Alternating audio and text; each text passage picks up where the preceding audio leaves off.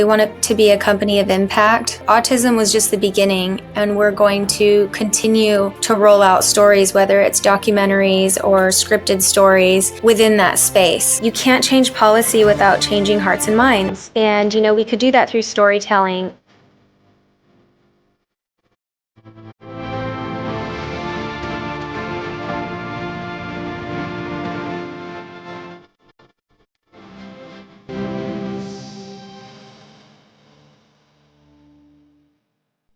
Welcome to Compassiviste Dialogues. I'm Ali Horiat. My goal hosting this show is to educate our audience about social and environmental global issues and how we can help. Today, I speak with the brilliant producer, actor, and multi-talented artist, Sonia Rockwell, and specifically about her autism documentary, which is called Understanding Autism. Sonia, welcome to the show. You're the co-founder and president of Healing Humanity Productions, which tells stories that inspire positive social impact in our world today. Let's dive into your mission in advocating autism awareness. And let's start with the history. Where did this all happen? The history is I have a niece. She is autistic, and she's 10 years old. And there was so much to learn that my family, we didn't know what autism was.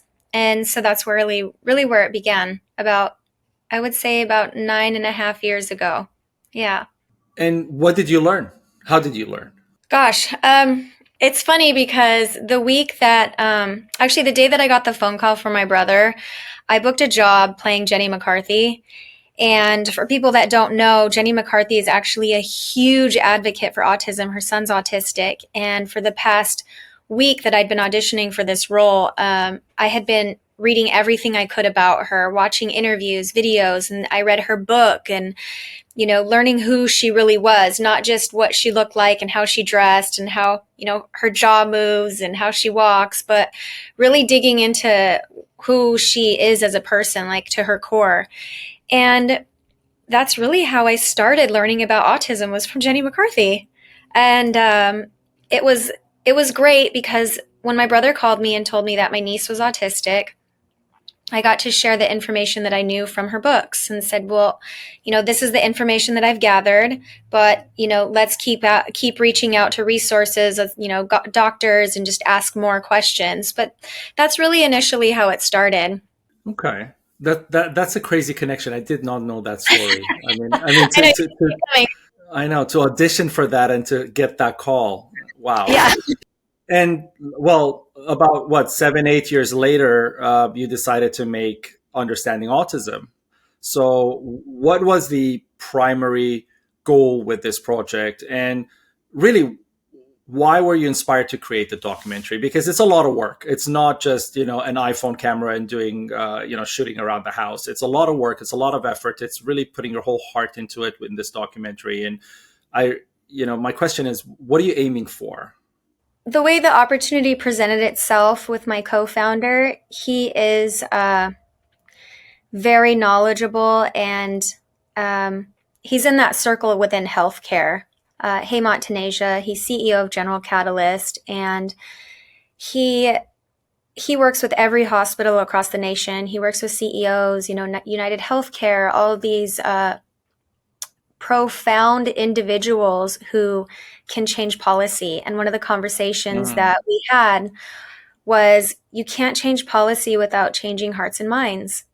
And, we could do that through storytelling. And he got inspired when we spoke about it. We both got inspired because we thought, how great would it be to showcase stories about autism and the struggles and the needs of these families, across the world, and present them to the people who do change policy, to the people that vote on changes and who can make those changes, get them in a movie theater, show them the screening of it. And there is where, we can be agents of change. So with Ava's profound autism, it became increasingly difficult to learn about her needs without really diving into, how can we help Ava as an individual, but also so she thrives and so she's happy and blossoms into, the beautiful human being that she is, with a lot of love. And so that's ultimately what inspired this. And this resonates with me because you're using art again as the catalyst for change, which has been what I say all the time is you look at every revolution, every policy change, every progress in the course of human life, and it's always started with an artistic pledge, essentially. And now, going to art, you have an extensive career in acting and film. We all know that. We're all familiar with your name. How has this influenced your approach, though, in the filmmaking aspect of it? I mean, there are sensitive areas in this film for you because you have family that you're basically documenting in this film.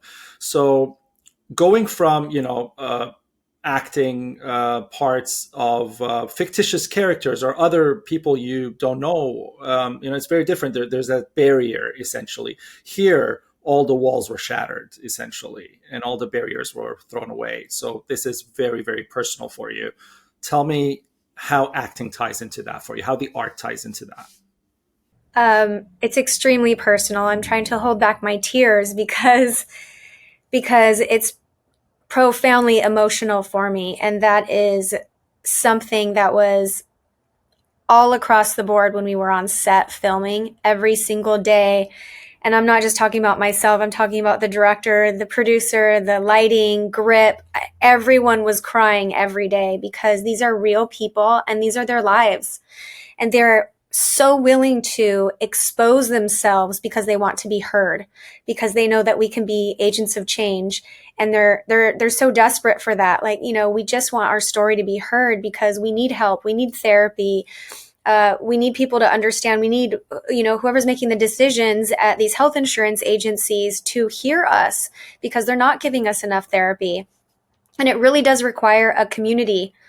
And the culture and acceptance of that is beautiful. So I would say we throw all acting out the window, and it's really beautiful experience and very touching.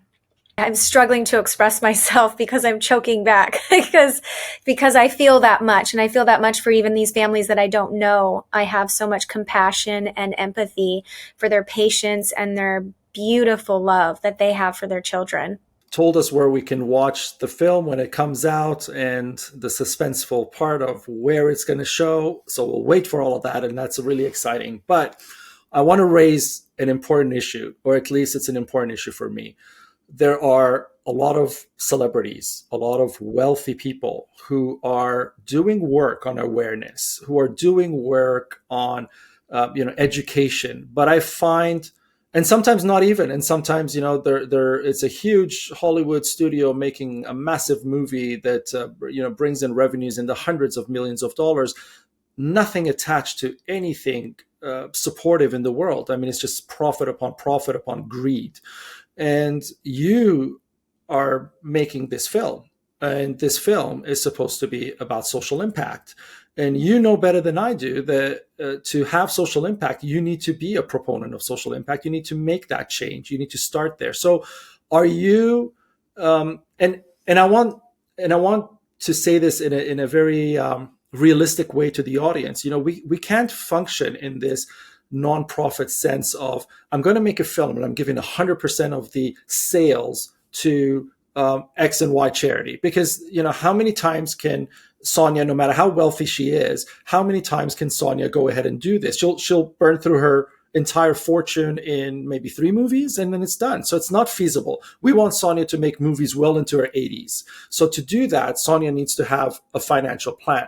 But with that financial plan, I would rather know that Sonia, against the grain and against the rest of the industry, is dedicating a portion of her filmmaking and her art and everything to the causes that she believes in, versus just, I raised awareness, I did really well, I wore the beautiful dress, I attended the premiere, I won an award, yay, and I'm supposed to be the good person because I am making an autism film versus, I don't know, a horror flick or something like that. It's a great question, and horror films actually profit the most in this industry, unfortunately. So yes, blood and guts, they're going to make the most money.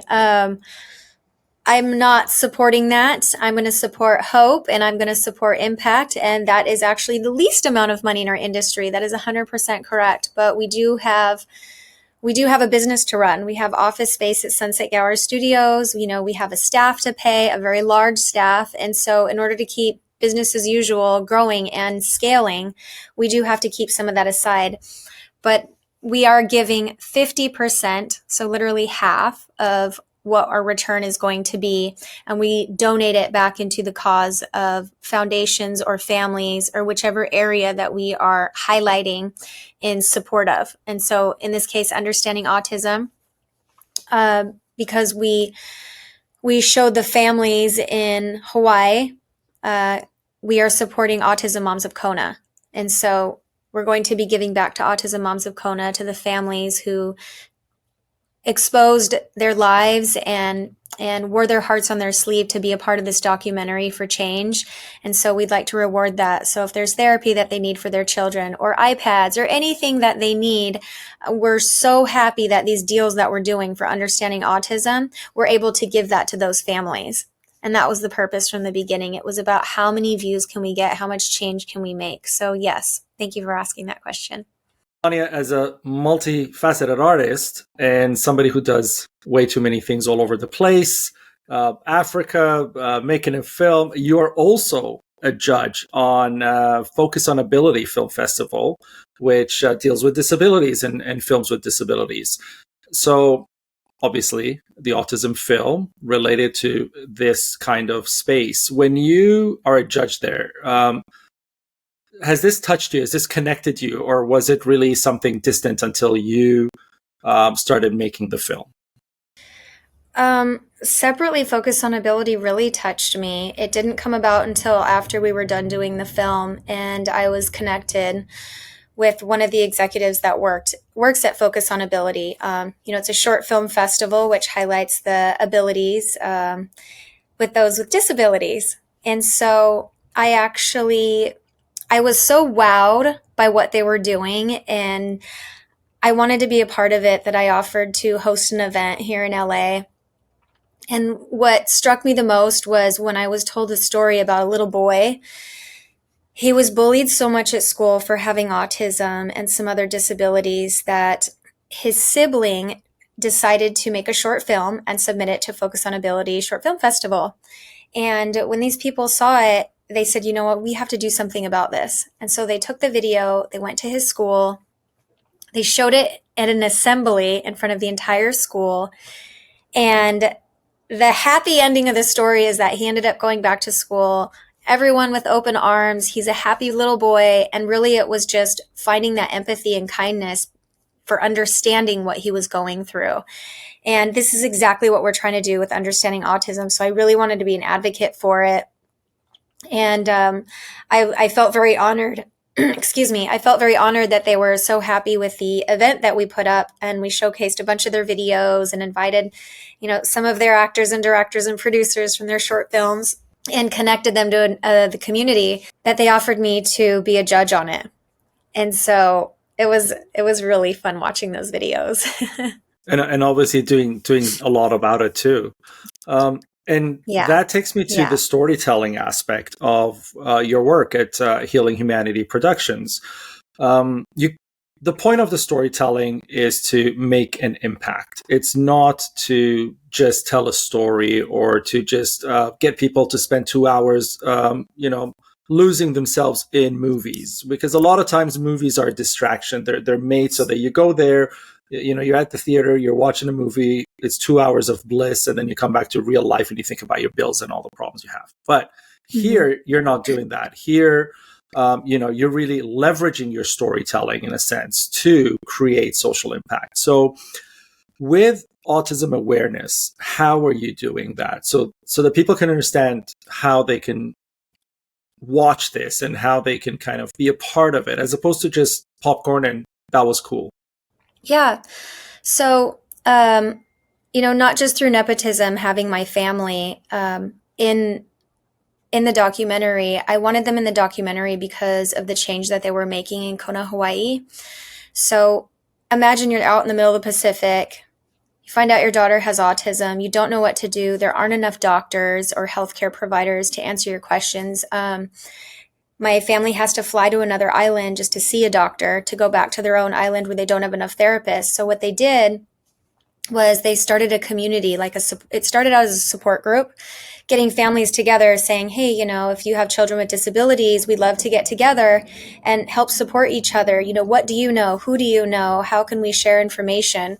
So that's what it started. And then it turned into a nonprofit, and they have over 341 families now around the island with children with disabilities. And they actually go out into the community, and they go to like surf shops. They'll go to the movies. I was telling a story about telling a story. I was there filming it. The day that we filmed my family in Hawaii, we had 51 lifeguards that volunteered to support all these children with autism and disabilities and learn about what their needs were so that they could open up their services to these families, and not just to provide support, but allow them to come in and use their facilities so that they could enjoy themselves and have a fun Sunday and a Saturday. And it was really beautiful. Another thing they did was they went to the AMC theater. And at the AMC theater, they were playing Super Mario Brothers, and they said, hey, listen, we've got a bunch of kids with these disabilities, and they've never been to the movies, most of them. Their parents are terrified to take them. Can we do a special night just for this community of families? And they said, absolutely. So they turned down the noise, they turned up the lights, and they played Super Mario Brothers. And these kids were going crazy because they'd never been to the movies before, and they had so much fun. And, it's just, when I go back to saying it requires a community and a culture of understanding and acceptance. So this is the main thing that we're trying to do, that we want to do. And so Autism Moms of Kona, I would say, is a huge advocate. We're trying to help them scale. We want to bring them to the mainland. Imagine if we had that community in every city across America. Of raising that awareness and bringing that support out to the communities, then families wouldn't feel so isolated. Kids wouldn't feel isolated. That people and communities would be more inclusive. And so that's really ultimately what our goal is. And, you said bringing that to the mainland, and it automatically struck a chord with me further, because I've lived in North America, I've lived in Europe, I've lived in the Middle East, and I've traveled extensively to Africa and other places. And I can tell you that, in North America, we are light years ahead in what you're doing. We're advocating, we're trying, we're bringing the conversation to the table. A lot of people are buying into it. A lot of people are accepting it. Whereas when we do this in Africa or the Middle East, there still isn't that acceptance by people. So we're still at a place where people, if you have an autistic child, you just keep them at home. There isn't that culture of it's okay. It's not a fault. It's not a bad. It's not a negative. The community should work around that. And I'd love to, like you said, explain that to me. So my personal challenge was immediately taken away with trying to comfort and console these children. The meltdowns. When we would come in and we were going to interview these families, we're going into these people's homes where these children feel safe. We're strangers to them. They don't know what we're doing. We're in their space. And sometimes they would just get terrified or just clam up. And that was terrifying. And so the challenge for me was, I don't feel like normally a very threatening person, but to people to children who don't know who we are, it was a challenge to comfort them at times. And really it was just giving them space, allow them to get comfortable, know who we are, play some games with them, help them relax, and just give them a lot of love. Basically making them comfortable in their own space. And yeah. And this time you're the person who has to kind of do that as the outsider. And once you did that, other than that, everything was kind of easier because you had the main component, the children have some trust and have some comfort or security in a sense to say she's not threatening, right? And yeah, definitely. Yeah. And it's amazing you're saying that, because I think a lot of people can take this and relate to it in the sense that, like you said, you're not a threatening person. If you came into a restaurant I was in, I would not panic and jump under the table. So, Hope just not. no, but I'm saying, you think of that on a serious note, and then you Yeah. think of the child, and that child is in that position. That child is in that position that Sonia is a threat. And to understand that requires a really deeper understanding and education of how you deal with autism, right? And Yeah.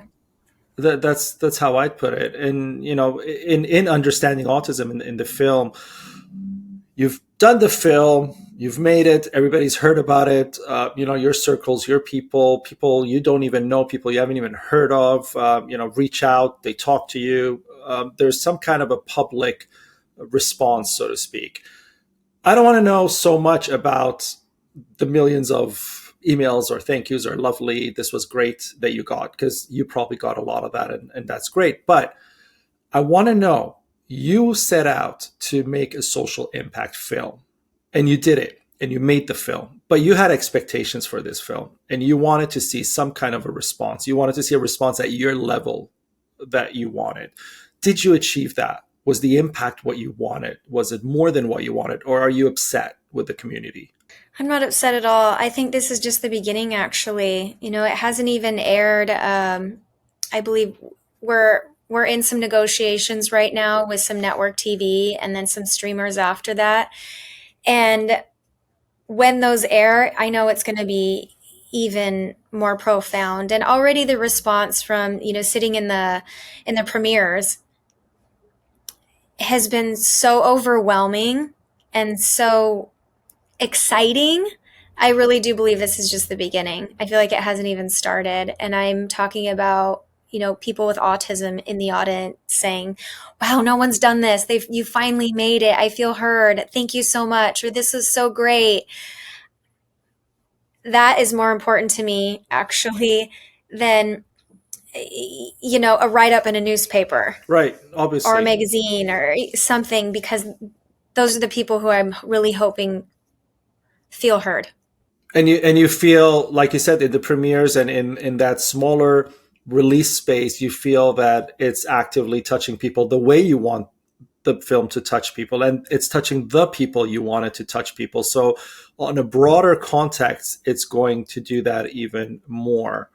Now, making the film, obviously being about autism, it's also very a delicate space, because like you were talking about the sensitivity of the children that you were filming, you want to make a film that does not, how do I put this, that does not take away the reality of the event. Because sometimes, especially in film, what we do is we say, oh, this isn't working, or the shadow's not right, let's just manipulate it. And we manipulate a lot in filmmaking to bring out what we want as artists.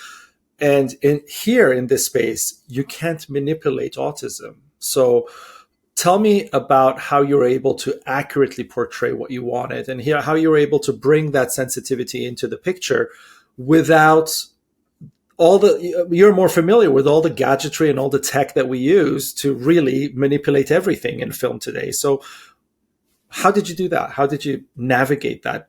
The only thing we were really able to control was less crew. For us, less is more, because strangers in a house, but it's also think about these machines we're bringing in. We're bringing in a big boom. We're bringing in cameras. We're bringing in these, lighting. They were massive, and Right. that's scary. So the more actual natural lighting that we could do, and outside, and even if we had all the noise and everything, we were like, we'll figure it out in post. Let's just Right. keep this child in their natural environment where they're happy and they don't feel any threat around them. So that was the best thing we could do. And I was thinking about that because, when I asked the question ahead of it, I was thinking, there's these huge screens that are in the house all of a sudden, and there are these huge tubes and stuff that the child has never probably seen before, and it's really overwhelming. And how did Sonia do this? And how does this work? So you kept it authentic, essentially, and maybe. Like you said, thought about, never mind the quality, we'll deal with that later. Let's get the reality, because that's the story. The story is about the reality. Now, future projects. That's exactly right. Yeah. And that's That's the best way to do it, because that's the way you touch people. It's not about how perfect the quality is. It's more about how well you're telling the story, how accurately you're telling the story. And Yeah. with autism, again, this is a personal thing for you. You're not making a film because you wanted to speak about autism one time or help the industry in the sense of raising this issue. But this is an ongoing everyday life situation for you. And because of it, now you have, you want to help bring the nonprofit stateside, like you said, and you want to help grow this. What are you doing beyond this through storytelling, through filmmaking, through your production company to raise awareness, whether it's autism or other neurological conditions or other disability issues? Well, one of the most important things about our production company is that we want it to be a company of impact.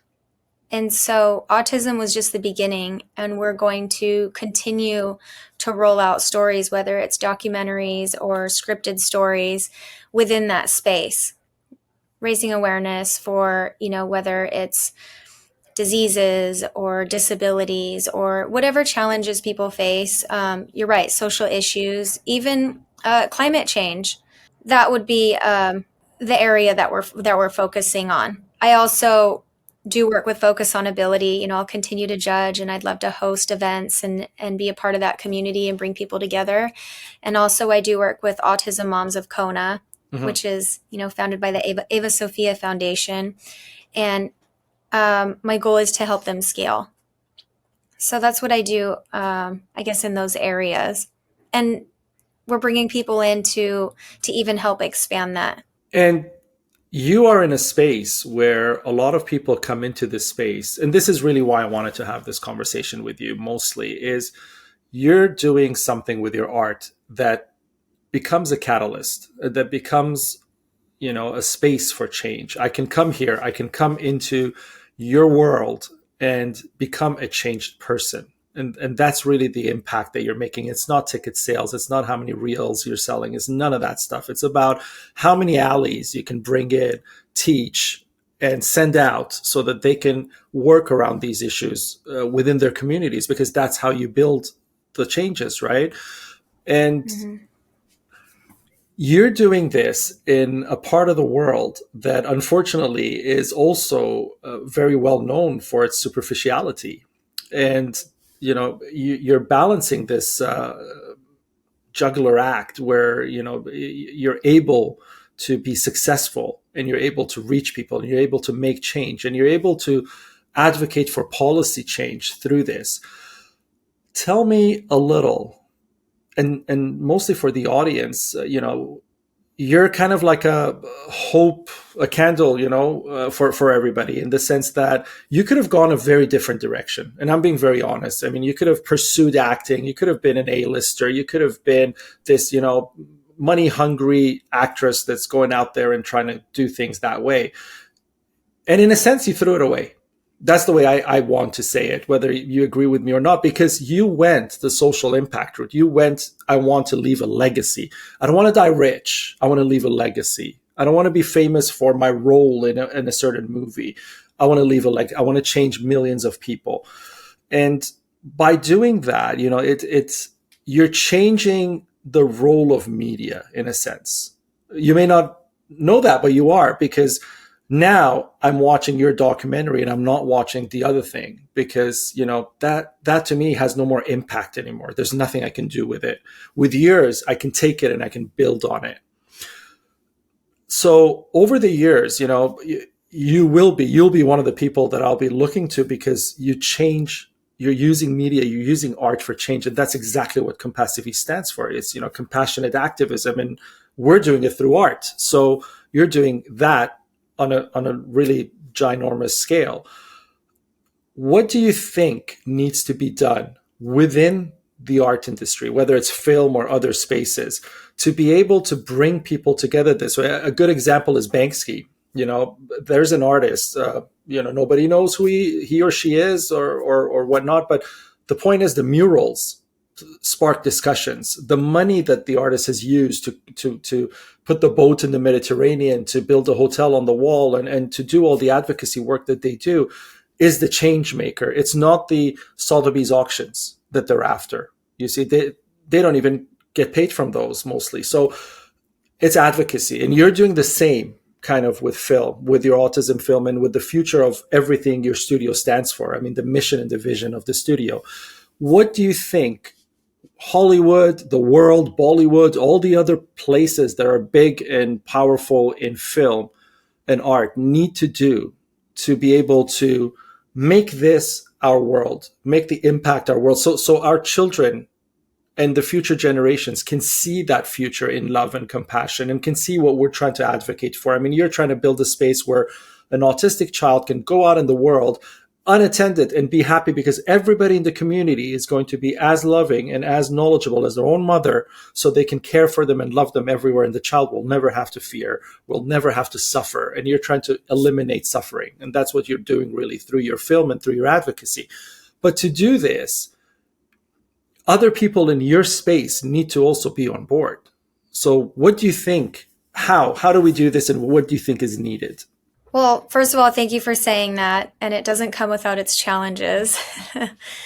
I think one of the most important things is, obviously, a part of awareness is mentorship, especially in the Hollywood space. And I say that because going into 2024, we're making decisions and changing things within our own company. And I would like to see it across the board in Hollywood. And the type of changes I'm saying is inclusivity. So mentorships, people that are suffering with disabilities or autism, they may have a hard time or are afraid to go to a company in Hollywood and apply for a job. But if we create safe spaces and find out what your talents are and what you're good at, we could find a home for you. And we'd love to mentor you. And I think that's really, really important, because every human being has a right to thrive and to live and blossom in life. And the more that Hollywood opens their arms to every person equally, then our industry will change. So we must be agents of change. So inclusivity in the film industry is the start to the agency for change. That's what you would say. That's right. That is diversity across the board. That is very beautiful. And in that diversity, are you a proponent? Are you allowing room for AI and technology as a diversified entrant into the space, or are you against that? 100% I am. I know a lot of people are afraid of AI, but I think that they're afraid and fearful because perhaps they're not willing to understand. But the more that we understand, the more that we can use it or control it in responsible ways. And that's up to us. One of my favorite quotes is, if you don't ride that wave of change, you'll find yourself beneath it. And AI is here. It's not that it's coming, it's already here. So how, as creators and individuals, can we use it to flourish in life, to be more creative? I'm not talking about going off the deep end with things, but why not? Why can't we help be better creators? Or just different. It's just a new space. We went from horses to cars. This is a new era for humanity. Let's have fun, but let's be responsible.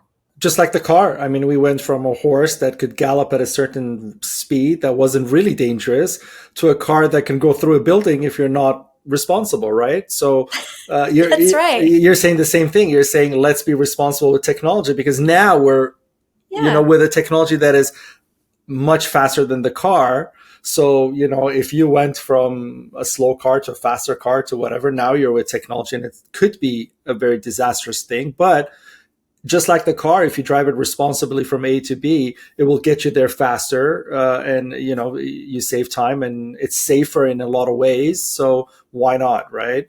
And I agree. I couldn't agree with you more.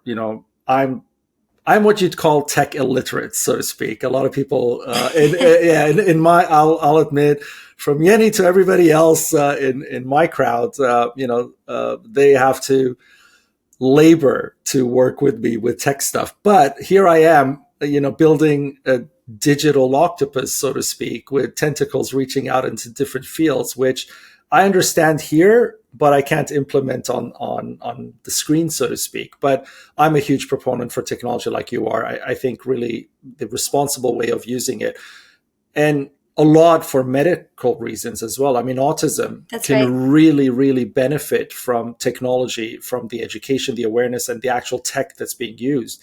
So I would hate for people to shut it down because of a lack of knowledge, because of the fear of change, right? We're stagnant people. We don't like evolution so much, so we become scared. You are a That's proponent right. for I'll give you two change. scenarios. Yeah. Two scenarios. One, my niece uses an iPad to communicate. She's nonverbal. She can't talk. So she has an iPad that speaks for her. So she communicates to the iPad and the iPad communicates to us. And that's using a form of AI within healthcare that helps her live a beautiful life where she can communicate with those around her. Second scenario, one of the animation projects that we've invested in and we're working on, we're using digital AI for ASL, the American Sign Language. It's going to be a cartoon in sign language for children. And if we didn't have the AI, it would be a much larger process and cost a whole lot more to do than the way that we're doing it now. And we'll have a lot more motions that Yes. we'll have available to us as well. And we can use that around the world. So it's really exciting. And that's what I believe is using AI in a responsible way. And also for people who don't know, you just said something about AI and making it a lot faster and whatnot. First of all, the rendering with AI. I mean, you're not using computer farms to make the same animation. And just on the climate change part of things, it makes a different form of filmmaking. I mean, you look at some of the greatest animations in the 90s or the 2000s, the early 2000s, and they're horrible for climate. They're beautiful art, but they're horrible for climate on a mass production level. But now with AI, they're not harmful. So, it's not just one side that AI can be technologically useful. It's also along the different facets of it. But again, like you say, if we don't have the knowledge and if we don't empower people to understand all these aspects, it becomes futile. So I hope when you're making this project, you can kind of maybe present or have a slide or something that says, this is how much less carbon was used. This is, certain ways that people can look at this and not just see the credits and see your studio and who did what and who did the animation, but also see how the engineering took place and how the carbon was reduced essentially. And that gives people an idea of, look, this is what AI did when used responsibly. And then that can help the proponent part of it. That's beautiful. That's a great suggestion. Yeah, I really, I'll take that into consideration. I really think it will help. People will start understanding what they're doing because a lot of times we don't have the education. We love to do it. I mean, I've seen people at climate protests and I ask them, what is carbon measured in? And I throw out wrong answers. I say, is it in miles per hour or kilograms per second? And they choose one because they don't know any better. But, my heart goes out to them because they're there. They took time off work and they came and risked their own lives being there. Anything could happen in a protest. They come out there because they care. But there isn't enough education for them to understand what they should be doing out there versus just yelling, stop oil or something like that. So I think people like yourself who are pioneers in the industry, you're the people who can put that screen up there with that information. Because when you do it, everybody else starts to do it and everybody else starts to look at it and say, what does that mean? I need to find out what that means. And I'll go to the website and I'll learn what that means. Now, for Healing Humanity Productions, your production house, what is your vision? What is the long term? What is the, obviously, social impact, awareness, beyond that, and the grand thing. God comes down to Sonia and says, Sonia, I'm granting you the wish of, you can have the vision for healing humanities, but you have to tell me in 1 minute what that vision is exactly, so I can tell the angels to write it down for you. What do you say to God?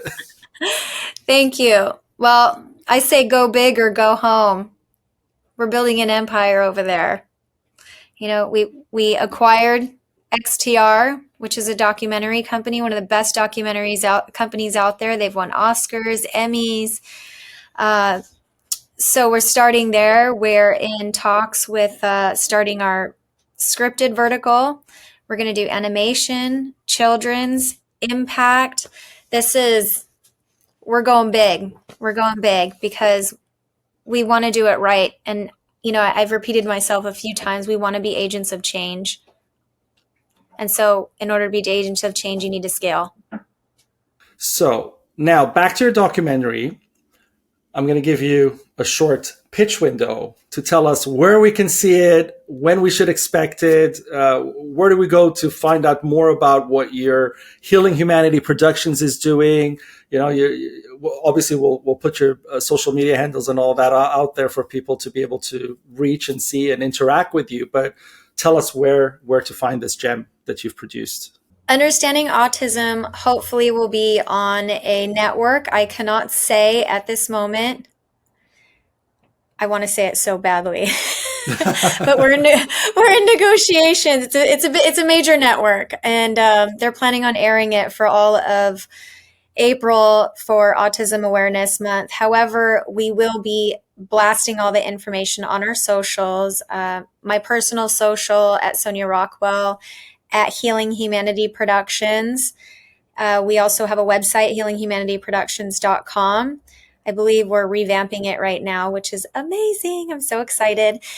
And Scott Steindorf, our director and producer of Stone Village Television, he is also advocating the film and advertising it. So he doesn't get mad at me. That's why I'm keeping a tight lip on this one.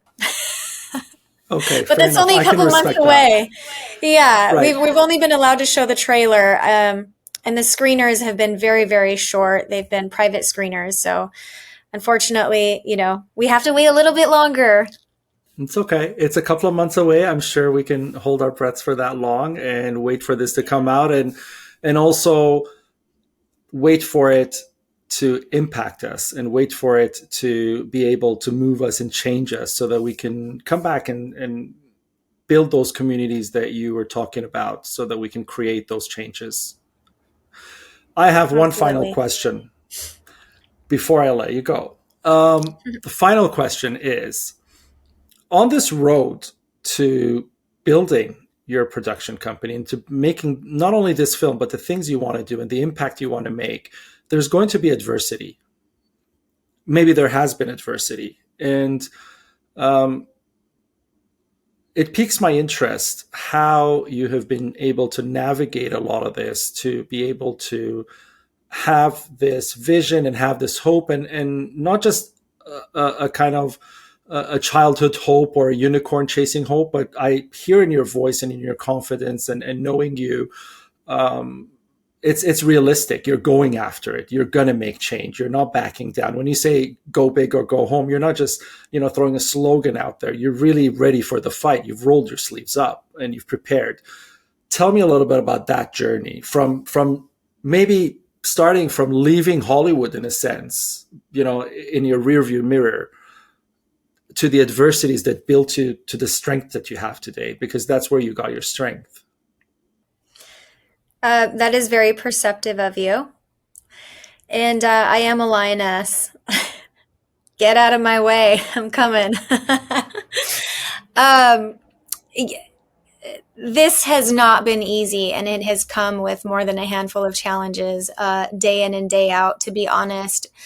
Navigating an industry that has been built on vain values has been very difficult. There's a fundamental difference from the ground, and that has been very challenging. It's finding the people like you who want to make impact, want to make change, who have it at their core of their heart. It's just who you are, and it's what you want to do. And bringing those people on board and supporting us is why we are where we are right now.